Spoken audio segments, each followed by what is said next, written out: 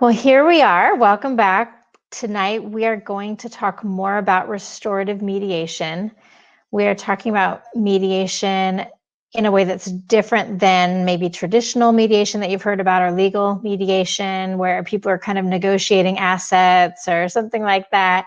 Restorative mediation is a little bit different than that. And it's more focused on relational things like who is impacted and what was the harm and can we repair this relationship? That's our real interest. So we have been in a series of restorative practices, and we divided up, or I divided up all of the restorative practices into these 6 discrete skills. And so restorative mediation is something that we would use a lot in schools. And I'm sure you can imagine why that is. There's a lot of mutual conflict in schools. So we talked about classroom circles. That's the foundational thing that every classroom teacher can do to build community, and to also do classroom instruction in a circle would be appropriate. Maybe solve some low-level classroom problems in a circle.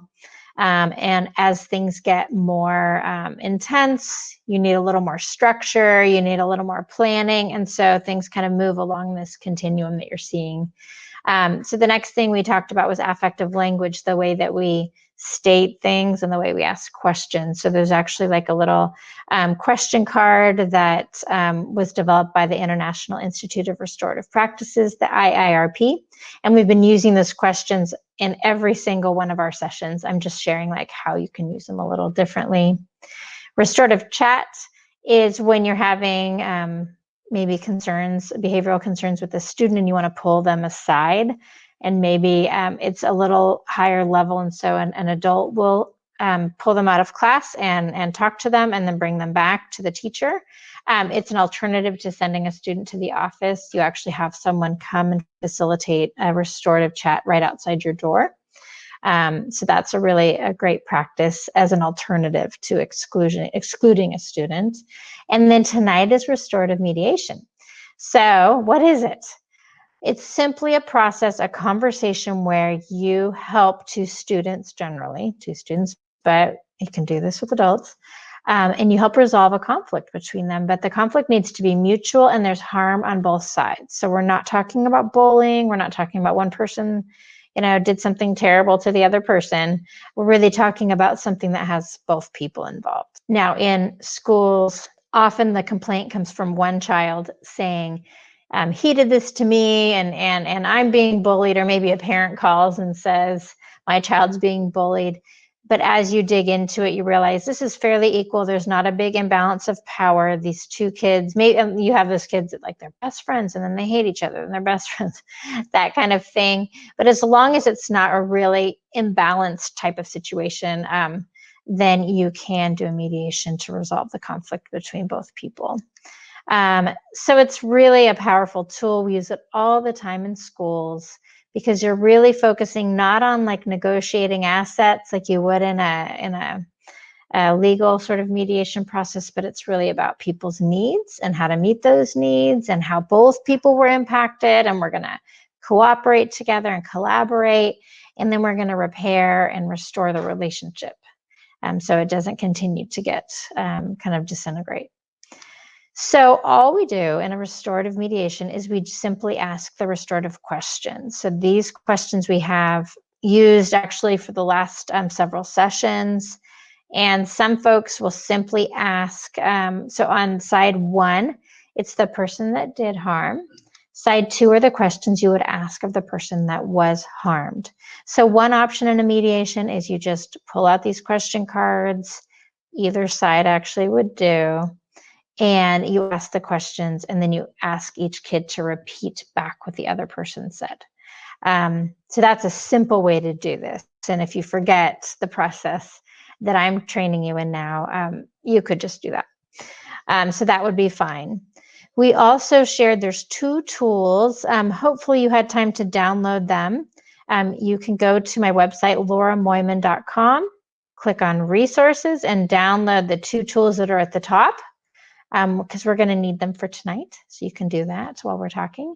So the first one looks like this. It's orange and it says prep work. So we're actually going to role play One of you is going to be the facilitator, the teacher, and then 2 people are going to be the kids that are having a conflict.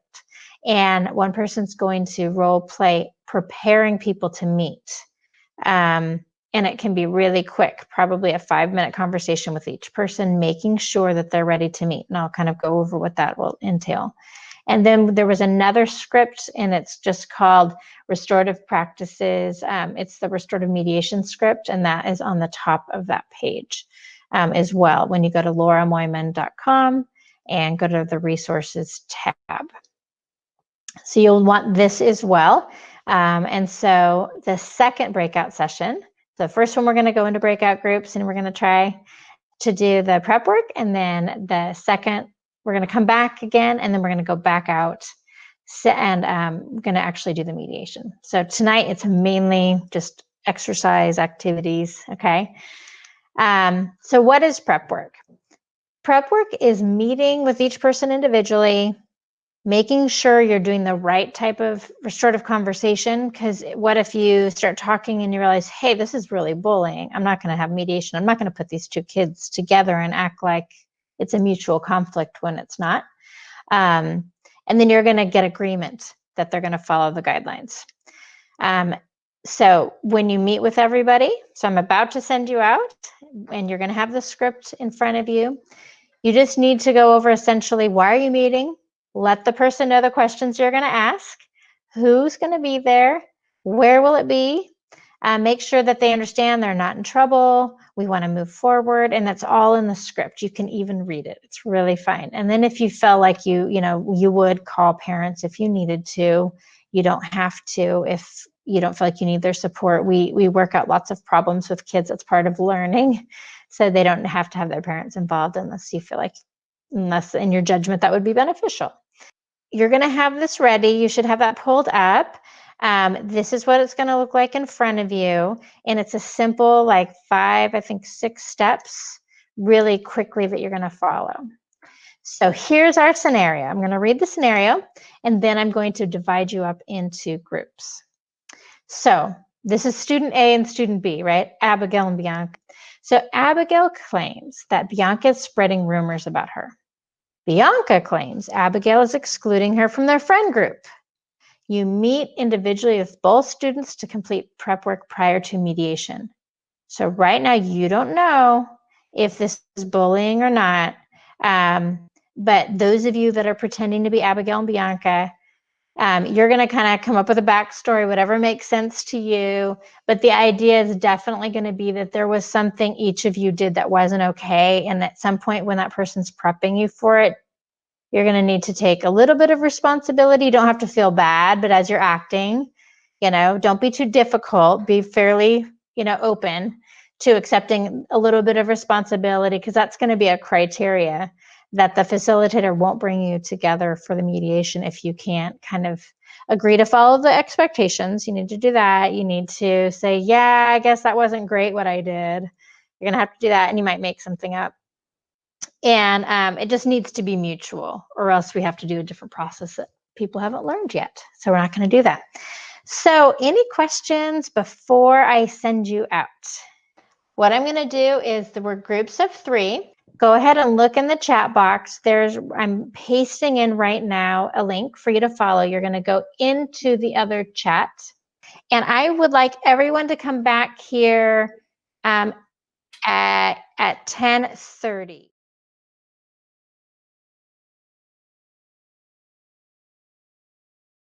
Did you guys figure out who's going to be Abigail? No, we haven't.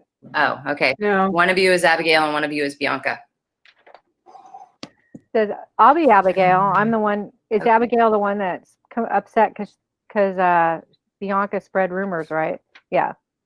I'll be Abigail. Well, Bianca's spreading rumors about me and telling people that I was going out with so-and-so and I'm not, and she's spreading rumors. Okay. And is there anything else? She's just spreading rumors. Is that Well, anything? she's telling lies and saying that I'm going out with David and telling everybody and saying that we went to bed and And so, it's feeling like a harassment to me. Okay. And what were you thinking about at the time? Well, when I found out, it really hurt my feelings because we're friends, and Wow. she's telling these, spreading rumors, which gives you a bad reputation, and so it's painful, it's hurting. So what have you thought about since? That I want to beat her up. And who do you feel was affected by this? Well, I'm obviously affected by it, and other friends, and then my family too, because they hear about it through it's Sonoma, and so it's affecting more than just me. How do you think we can make things right? Oh, well, she could apologize, but she also has to tell everybody that what she said was a lie. Basically, admit that she lied and made that up about me. Okay, so maybe if you could like reflect on maybe what Bianca was thinking at that time, until we can have a conversation, and maybe think about, was there anything that maybe you did that might have hurt her or caused her to do this? Maybe. Okay. All right. Thanks, Abigail.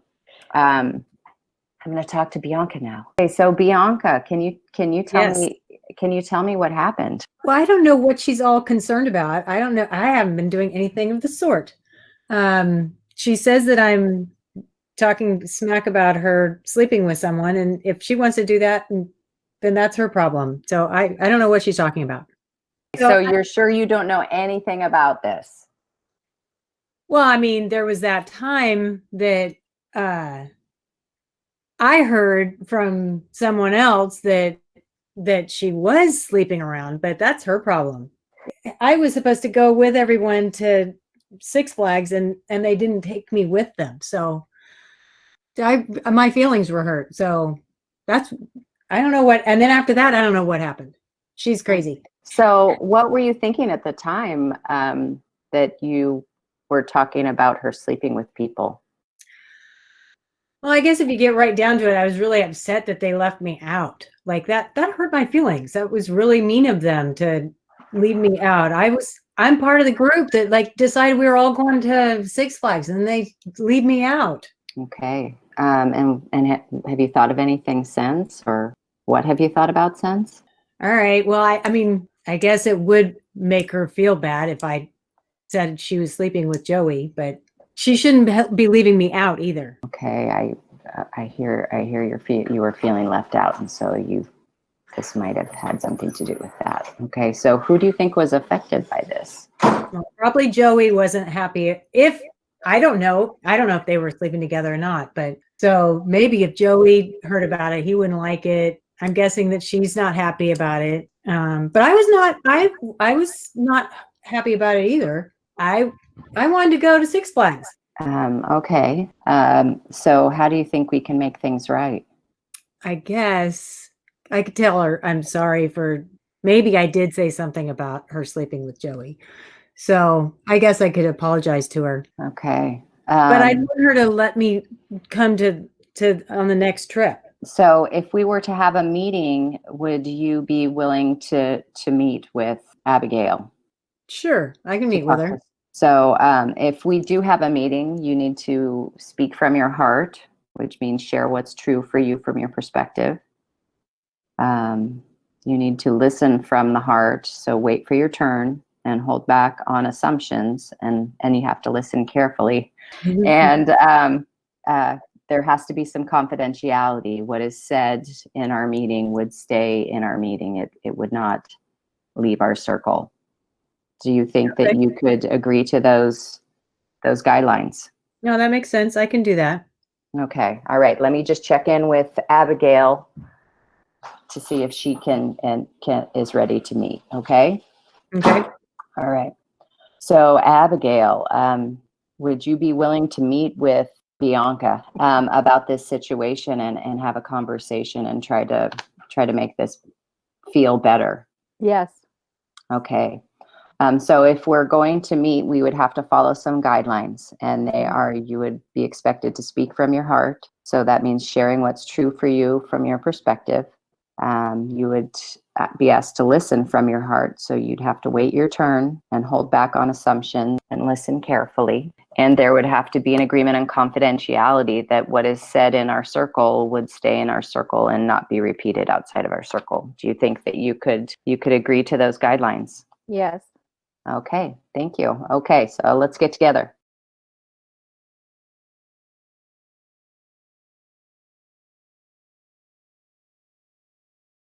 And if you were a facilitator, I'd just like you to share out what was that like to prepare someone for mediation? Some things that came up for you. It felt like the kids were already starting to develop their argument. You know what I mean? They were already saying things like, well, she did this and she did that. I mean, they were fine. The people that we were working with, they weren't. But I mean, I think that's a natural process. They're going to start defending themselves and deflecting. Were you able to get them to a place of acknowledging that they played a part in the problem? I believe so. Good. What about you, Shannon? What was it like for you? Again, I love having it scripted. That is lovely. Worry, like with teenagers, does it always go so smoothly? Like I would worry about that factor with teenagers. But again, love the script. So you have a circle that falls apart. You try again, and it was just such a nice like growth mindset. If like for us, going smoothly is the goal. That's not the goal, really. The goal is that these two people hear each other and move forward, and it might feel messy in the moment, which we're not going to know until we get into the mediation. But it's okay if it's heated. That's okay. But we're trying to make this successful for everybody. Let's hear from people that were the students. What was it like to answer those questions? Particularly, like, how did you feel when you were answering? Did you feel angry? Did you feel like you could trust this person? Like, what came up for you? I definitely didn't feel judged, and that the goal is to help us resolve it. And and so I felt that, and good, and the way she was questioning. And who else? I heard a little bit from Anna. What about you, Shireen or Kathleen? Or I thought it was nice to have the questions, and it was, and I loved how she kept her voice really calm, and that helped me be calm as well. And of course, I felt like I tried to get my head back into, okay, what was my part? And I don't know if teens are going to quickly acknowledge that they had a part. I felt like immediately I was blaming the other person. It wasn't me. So, but having my mediator be calm really helped with that whole process. And a lot of teens expect you to just blame them and shame them. And there's not a lot of trust there to admit. We have a whole system of teaching people to lie and evade and not accept responsibility because all we do is mete out consequences. So to get a kid to trust you enough to tell you, yeah, I screwed up is huge. It would be huge. And you have to have a restorative school kind of to get that culture going so they would build some trust. But they can eventually for individual too. People that it can help. Yeah. But we kind of were trying to move quickly so people could have the experience. Any other comments? Did you want to say anything, Shireen? Or I was thinking how it made me feel defensive. It was like I was in trouble. And okay, so maybe I'll do this. I'll consider it. And I'm sure other children are going to feel that way too. It's hard to admit culpability. It is hard. This is a really different paradigm. It is. All right, well, let's get into the mediation. So you're going to grab this restorative mediation script, and just a couple of them is the person facilitating. Now, I would like you to try to trade off someone else who's willing. You're going to trade roles, and that person's going to pretend that they're the facilitator. You're going to take over their student role. And this is going to be the same scenario, Abigail, Bianca, and facilitator, but we're trading around so we share it. So you're just going to read, I understand there's been some conflict. This is fine. You can read it with them. Make sure they know you mean it. You're going to make sure they agree to the guidelines before you talk. Then you're going to go through the questions. And the way you're going to do that is you're going to start with whoever is most upset, in your opinion. That's always a nice way to start because they're going to lead the way with a lot of details and a lot of strong emotion, and that's good. So ask them what happened in their own words, and then you turn to the other kid and you ask them, can you please rephrase that? You check, is that right? Okay. Now, other kid, can you tell us in your words what happened? And then ask to rephrase. And you go through that 1, 2, and 3. And then at number 4, you just start recording what they're going to say, what needs to happen to make it right. And you're going to just write it down. Allow them both to answer, and then you're going to write it down. And then you're going to go over the plan with them. And here's the script. Let's look at what we've charted. Do we need to make any changes? And then have them make some specific agreements about what this week is going to look like to make it better and make a plan for a follow-up date. So here's the situation. After meeting separately with Abigail and Bianca, you are confident that this is not bullying, but just pure conflict. Use the restorative mediation script to facilitate a mediation between Abigail and Bianca. All you need is that script in front of you, and you just go through it. And so now we're going to take another 10 minutes to do this, and we will come back at 1:55.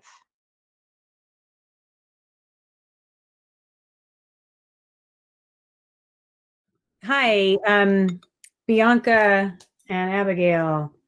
Let's start with Abigail. And in your own words, can you tell us what happened? Well, I found out that Bianca is telling people that I went out with Joey, all you sure, and spreading rumors about us. And it's really pissing me off. Bianca, can you restate what Abigail just said? You're mad because I was you think that I was spreading rumors about you. Bianca, in your own words, can you tell us what happened? I heard that they were sleeping together, and I might have passed that information along, but it was because I was pretty angry that they went to Six Flags without me, and I thought they were my friends. Abigail, can you restate what Bianca just said? That she may have said something about Joey. She was upset because we didn't take her to Six Flags with us. Abigail, can you tell us what you were thinking and feeling at the time? I thought she couldn't come with us to the Six Flags, so I didn't ask her. I thought she had said she couldn't go. And then to find out she was spreading rumors about me and Joey, it really hurt. All right. So, and then Bianca, can you restate what Abigail just said? She says that she thought I couldn't go, which I don't know why she thought that, but she thought that I couldn't go to Six Flags, and so she didn't invite me, and she felt really hurt that I would spread rumors about her. Bianca, can you tell us what you were thinking and feeling at the time? Well, I stayed home and I cried that day, and I just got more and more mad.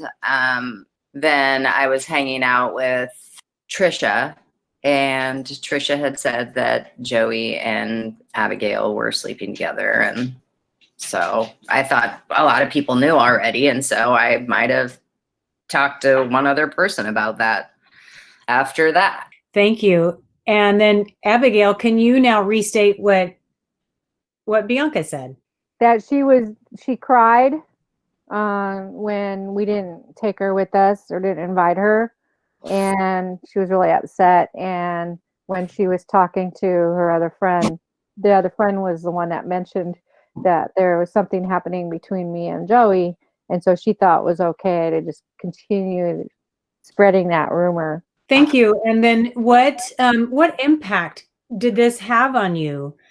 Abigail, let's start with you. Can you tell us how you were impacted? Well, it's really hurtful when people are spreading rumors that aren't true, and especially to that degree. And it's hurtful to, you know, my other friends and family.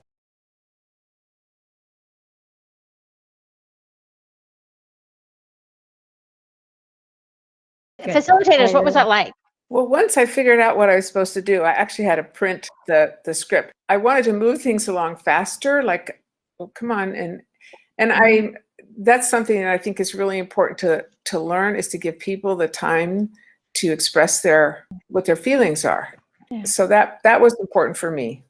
Give them time, just facilitate it. Don't solve the problem, facilitate it so that they can work things out, and it's satisfactory for both parties. So we only have a couple minutes. I want to hear from other facilitators and students what it was like to participate in this process. I actually really liked that that we're asking each side to describe what the other person just said. So it does slow it down enough that they're having to actually listen to each other instead of just thinking they're just like formulating their argument. If they don't repeat back, they're just thinking, what do I want to say next? Exactly. So it does. So it really makes them focus on the other person. So I thought that was great. Yeah. Good. What else came up for you guys? As one of the students, I would agree with what Shireen just said. It really, like, you couldn't think about what you were going to say next. You were busy listening and trying to restate it, which I think is so useful in that situation. It's powerful too, and I loved how even Kathleen, you even got there without kind of the full training of what restorative practices is like. You don't own it. If you're facilitating it, it's their issue. It is not yours. It's not on your shoulders. And so you don't need to even insert yourself. That's why we say stick to the script, stick to the questions. You don't need to help them summarize and help them. They're going to get there, but you have to give them time. And so you guys really did a great job today, and it was good practice. The scripts are yours to take and use at your schools, and if you wouldn't mind, direct people to the website to download stuff. That would be good, because I always have new things up there for people. But you're welcome to use this. And then also check out on YouTube.